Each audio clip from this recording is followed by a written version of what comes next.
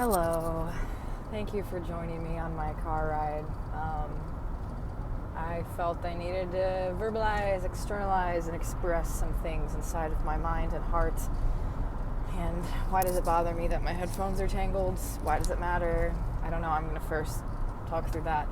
I observed myself often in my neuroticism and weird obsession with little details and things that most people probably don't care about and they do not notice. But for whatever reason, my brain fixates on these things that doesn't really... I shouldn't say that I shouldn't or wouldn't or whatever, but it would be easier if I didn't hyperfixate on so many micro details and things that, I guess that's just a part of who I am in ways, and I think that there's a reason for that, and it can be beneficial and certain, like when channeled in the proper place, but can sometimes be just like drive me crazy or just cause like me to keep saying fixate, to fixate on things, but to not be satisfied or content with things being the way they are because they always need to be better or improved or like analyzed or critiqued or refined, which I think that we need that on this planet because there are things that do need to be like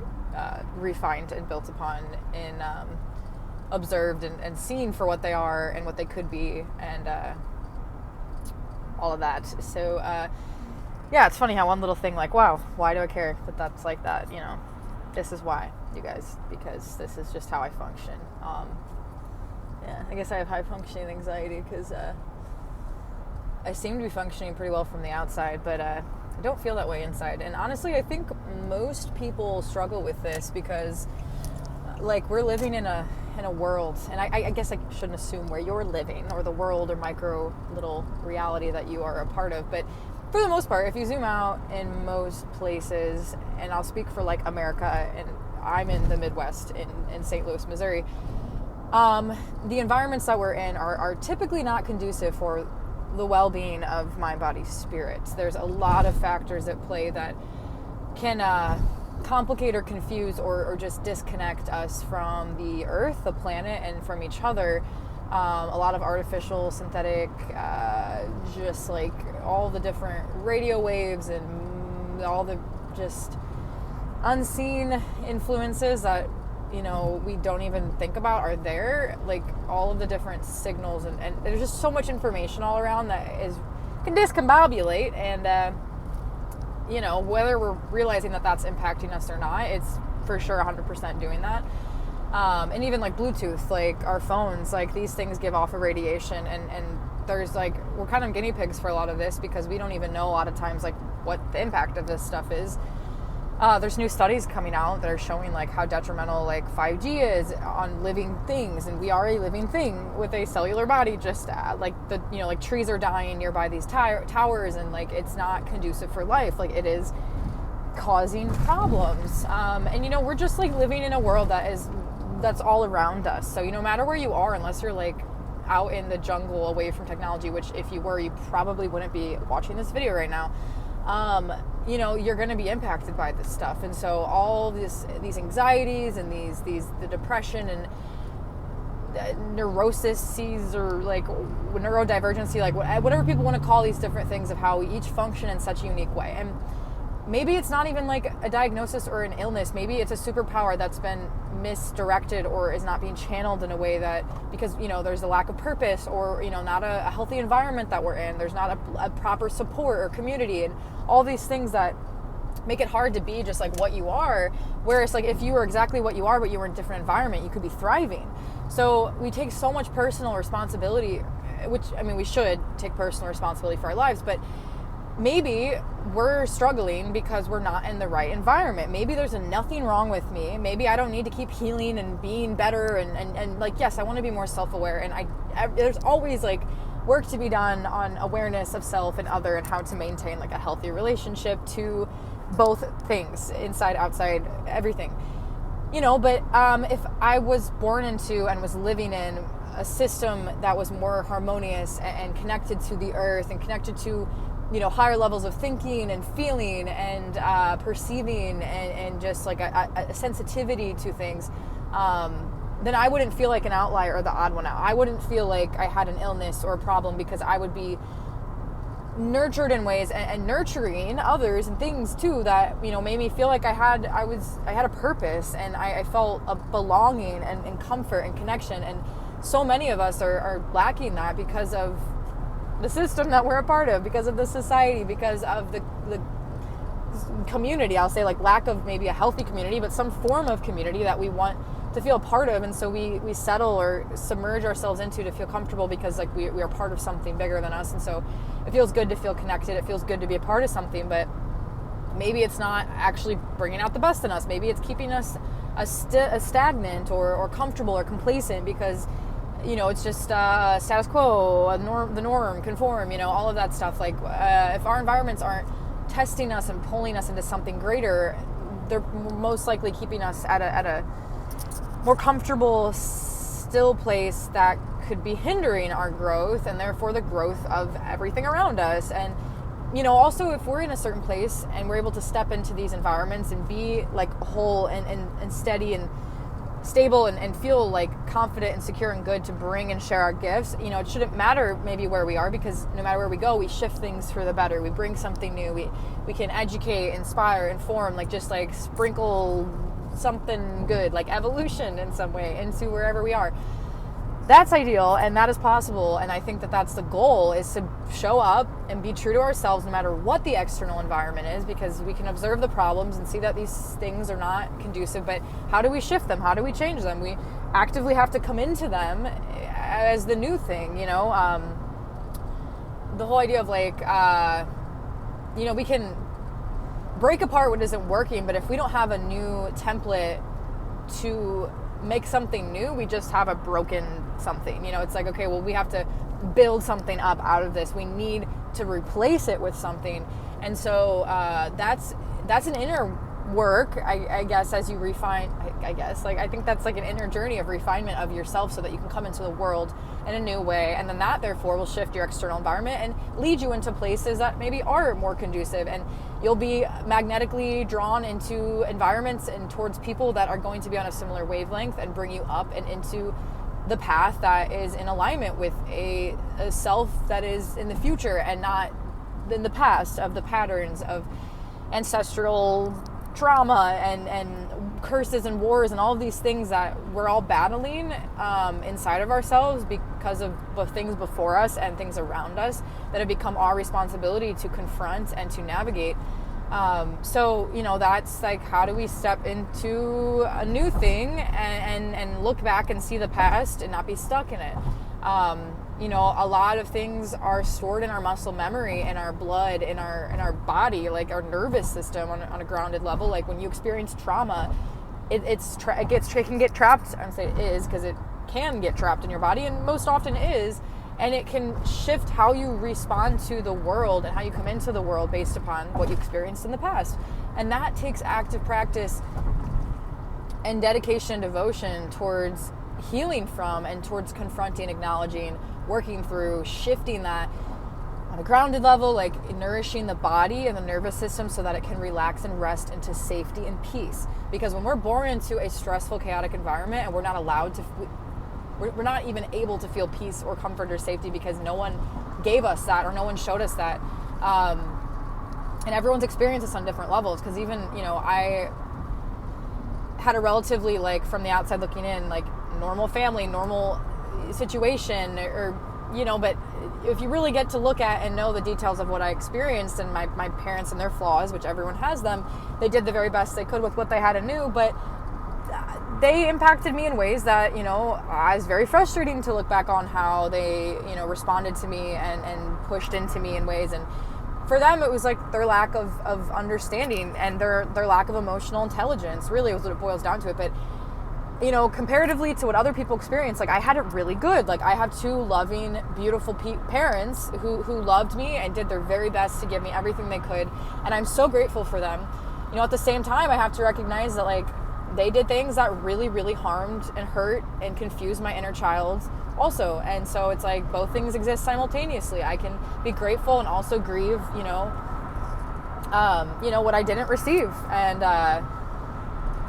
you know, and so there's these, like, stories that I end up believing because of my experience in the past and this persona or personality or character traits, like all these things about me that I've created or I've just been, my spirit has just been a certain way on top of like different factors of what influenced me. This is kind of just wired in me in some way in my body, like just a natural response, a reaction. But in order to shift these things, like I have to look at myself and I have to say, okay, I've been this way because of this, but what do I want to be now? Like, who do I want to be moving forward, and how do I like move this energy around, release and shake out and just like shift whatever is stagnant inside of me, and not make excuses, not say, oh, my parents did this and so I'm like this. Like, okay, yes, like that impacted me, but at this point it is my responsibility to level up and evolve and grow out of these things and see the lessons and learn and the blessing in all of it too, and how it made me who I am today. And I needed all of these things as much as like I can still hurt from every, the experiences in the past that like really like just really hurt my spirit, my mind, my body, like everything in me was like just created confusion or, whatever it was.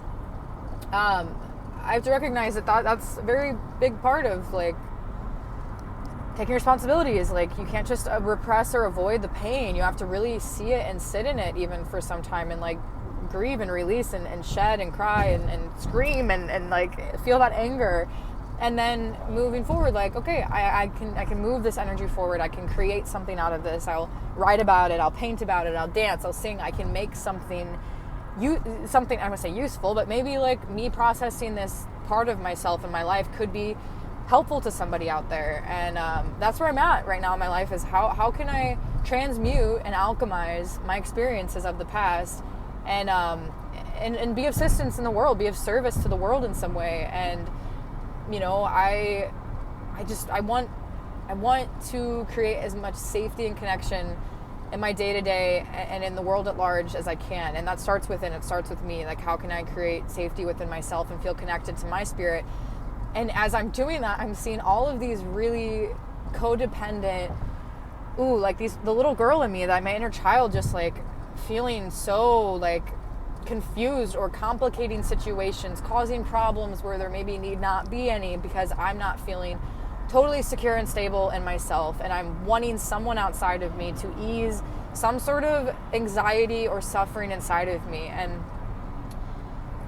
while that's reasonable in ways because I'm human, and that little inner child is like wanting to be reparented, it's needing her father, it's needing her mother, that nurturing energy, that discipline, and I like seek outside of myself for that. And that just reaffirms my codependency at times. Like, if I didn't have a history of codependency, maybe that would be helpful for that. But I'm seeing that this relationship specifically that I've been feeling really called to focus a lot of my time and energy on, and I'm looking at myself and them and our patterns of relating and all these things, how it's so hard and frustrating and really like can break my heart. And I'm seeing how healing it is for me at the same time, because this person isn't enabling me. They're bringing to light things about myself that if somebody was more coddling and nurturing in certain ways, like I would become more dependent on them to ease these things.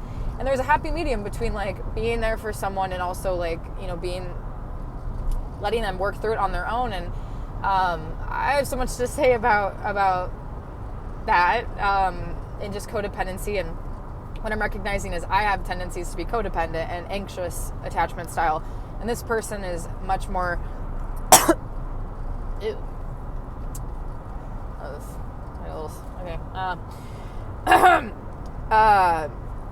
Okay. I've become anxious in this relationship, and I'm more codependent in ways, and then this other person is more avoidant and counterdependent, which I just learned of what this word, there's a term for this, because he's acknowledged that he is the opposite of codependent, that he is the furthest from codependent there is.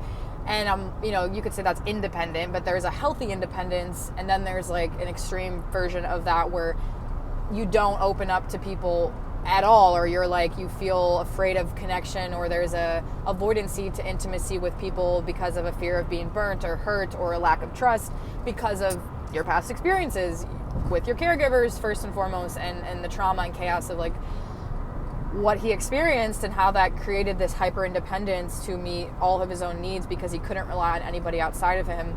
And me, on the other hand, I was like, I feel like this, like I've been taken care of so much in certain ways, like where I become like dependent on somebody to take care of me. And so we're like complete opposites in that way. And so that's been really interesting to like finally put a word to that too, and see that like, okay, like this is a trauma response, and I don't know if he would acknowledge that. And I think he's starting to see it more because there's a self-sabotaging behavior, especially in this relationship, that for a year it's been like, you know, we both want this relationship, but there's things that get in between it and we separate, and then we'll come back to it and be like, okay, well, we really love and care about each other. We appreciate and value each other's presence in our lives, and we know that we're healthy for each other, but we're struggling to like really sink into comfort of that. And there's a lot of external circumstances and reasons for why things have happened too that are beyond just us and our relationship that have like caused a lot of complication in how we relate. But that's something I've been really meditating on lately a lot, is like how interesting it is that we are so opposite in so many ways, and now we're having to like we're just pulling out, you know, showing each other our blind spots, and pulling things out of one another to inevitably heal and love through that, because, you know, it's messy being human, and we each have our shadow, like immature qualities that especially come out in our most intimate, close relationships. And so I, you know, my lesson right now is like deepening my connection to myself, so that when these things happen where I feel like disconnected from him, that like I can go back into center and remember, like, no matter what anyone else gives me or shows me, like I need to be good in myself, love myself, find peace in whatever is happening, and not be so reliant and dependent on somebody else to make me feel loved. And him, on the other hand, I feel like is learning how to actually let somebody in and receive love and feel safe in a relationship, and know that like he doesn't need to do it all on his own, and he still has this like program or pattern or thought that he can do it all on his own. And he's said that when we got into fights, he's like, I don't need anybody, I don't need you, I don't need anybody, I can do it all on my own. It's like, I do not understand that whatsoever, because I am so opposite from that, where if I'm feeling the same kind of feelings or sensations, or I'm triggered or whatever, it's like I lean into someone and he completely pulls away. And I mean, I can go back and forth, like I'll completely distance myself from someone, and I have in the past been much more avoidant. And relationship dynamics change in different moments with different people. Like, I'm not always going to be an anxiously attached person. I've been avoidantly attached in the past, and the goal is to create security, and there's moments and times where I am, and I do. But I'm recognizing and taking responsibility and ownership that I have not been for the past year. I have been acting out of a lot of insecurities and anxieties, and that's really been uncomfortable to witness and feel and see, and then to like, have to work through, like on my own, and also with somebody else, and, you know, lean on my friends and reach out to my women, my like people a little more emotionally like sensitive and intelligent, that can like hold space for these big emotions that like scare the shit out of him, because he doesn't know what to do with them, because he doesn't know what to do with his own emotions, because no one ever taught him, and he was taught to repress them, and to only feel really anger was like the only emotion he could really feel, and how that came out was often destructive. And you know, it's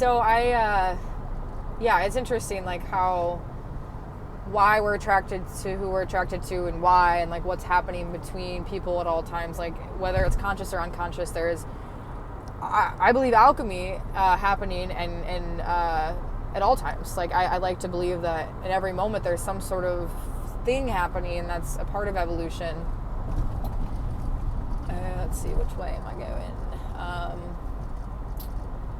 So especially in our most intimate relationships, if I use this as a vehicle for like self-growth and to assist in someone, like to be of support in someone else's life, and it's not just about like just feeling good, like I want to feel good, I want to enjoy my life and moments, and that's what a big part of a relationship should be too, is just like being able to enjoy each other, laugh, play, experience like life together, and in a good way. Also, like if we can't dive deep in with each other, then you know, I want something deeper personally, and, you know, to each their own, not going to judge, but I feel like I want my relationships to be a place of like inner exploration and outer exploration and synergy with a person to elevate each other in some way and shed light on the blind spots, which is going to be uncomfortable because there's things hiding in the dark that nobody wants to see and recognize. But if we can't bring light and love to them, then we're going to hide in shame, and then they're just going to erupt and come out when we least expect it. So, it's a process of letting it out and bringing it into the fire and into the water and grounding it into the earth and letting it just move around. And so that's been big on my heart and mind lately, because I have to look at myself and see how I contribute to my suffering, and also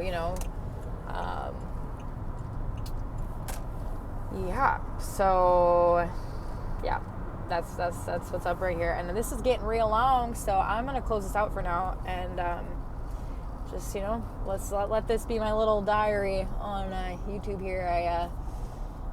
Every once in a while I feel called to record myself, and I don't know how to edit things, and so I'm just like, here's the full unfiltered what you got, because I see how some people like the videos they make, and I guess I could learn how to do that. I just feel like I want to share the whole flow that comes out, because each part's connected to the next. I don't know how I would even edit out certain things, because it's all related and relevant, and I don't know why I'm just thinking out loud here, because I've definitely felt this sense of like, your videos aren't like nicely edited, like cool YouTube videos like some other people, but my biggest thing is I just want to show up and put myself out there and be as real and authentic and just like true to me and my life path, and hopefully someone out there relates to, or they connect to it in some way, and I don't know, can help be of assistance in some way, and if not, just maybe it's entertaining to someone. I don't know, like that's fun too, to just like, I don't think that's my only like when I come into the world in a lighthearted way, like on the day-to-day, because I share a lot of things here in these videos when I sit down and I can like process and externalize these deeper realms. And for the people who are willing to go there with me on the phone or in person or whatever, like I love to talk about whatever. But when I come into the world, I want to make people laugh and be lighthearted and just like safety and connection. Like I was saying, I just want people to feel safe and comfortable and connected. And I like to do that as like my inner child comes out and she just wants to play and make friends. And but there's parts of myself I don't share. I have to kind of come into the world in different ways in different places. That's what kind of just what we all have to do. But maybe not. I mean, maybe I could ramble like this to a random passerby and be like, hey. But discernment, time and place, setting. It's just kind of knowing when to say and do what you need to say and do, and trusting ourselves to do that. Which is a lot of things go against our own intuition. Like, full circle back to the beginning of this video, how we're impacted by so much around us that can, shake us off our path or can be,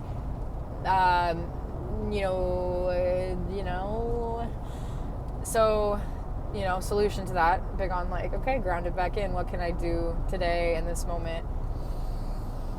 To close out this video, I invite you to just take some big deep breaths with me and just ground into your body and feel what's in your body.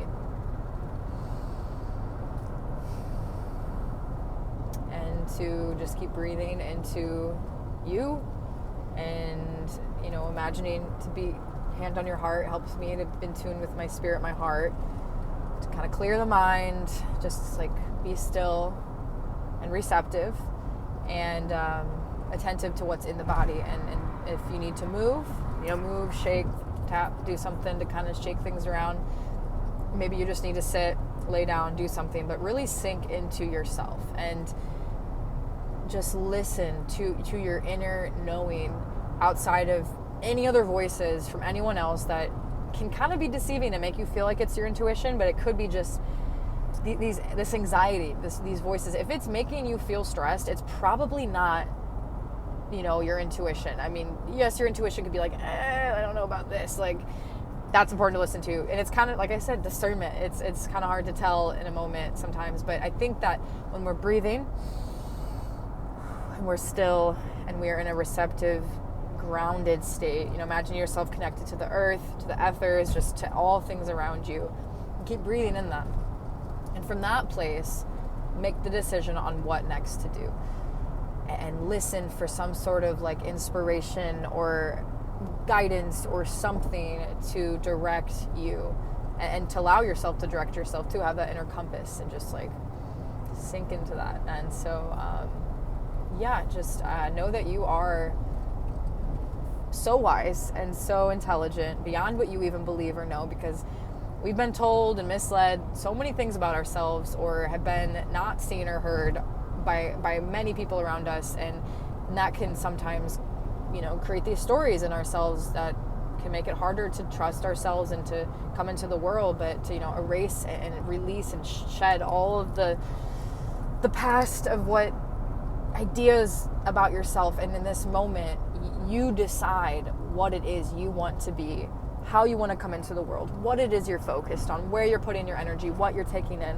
That is your choice. And so I hope that you can be what you want to be, do what you want to do, tune into you, remember that inner child and play with them, create with them, do things that make that inner child happy.